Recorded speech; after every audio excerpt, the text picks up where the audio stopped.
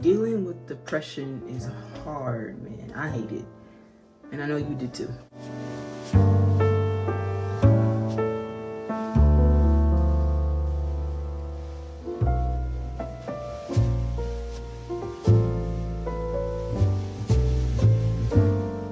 What's up, guys? Welcome to the club where anybody's welcome and everybody can join. If you are new, welcome to the club.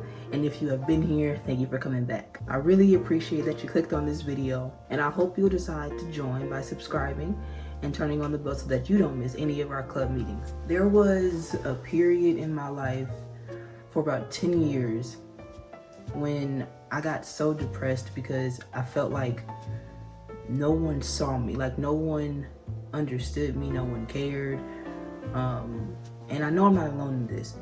I had all these people around me, yet no one knew me, and I felt alone. The first 5 years, I was the walking, talking, fully functional depressed that I talked about in the previous video.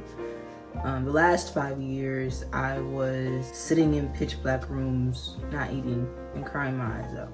Don't leave me out here by myself. I know y'all know what I'm talking about. The first 5 years, I didn't even know I was depressed, honestly. I thought I was fine. In fact, I was telling everybody else that I was fine.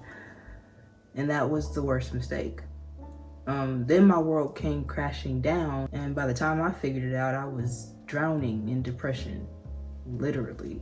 I was barely eating, barely sleeping, showering, or even interacting with other people.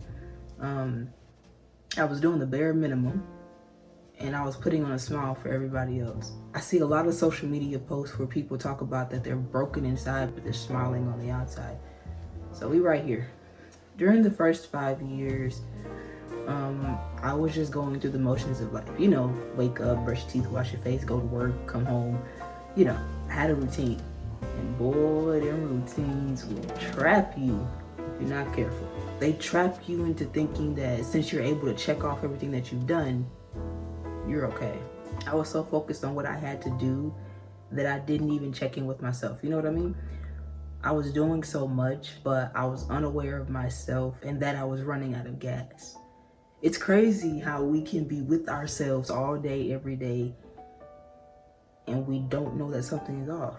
I was literally paying attention to everybody and everything but me, you know? If you can relate to that, let me know in the comments. During the last 5 years, I had completely given up. I was about 12 at this time.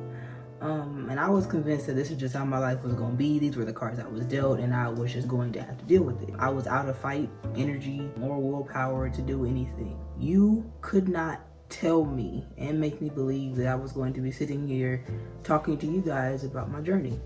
I was stuck. Had on cement shoes and water.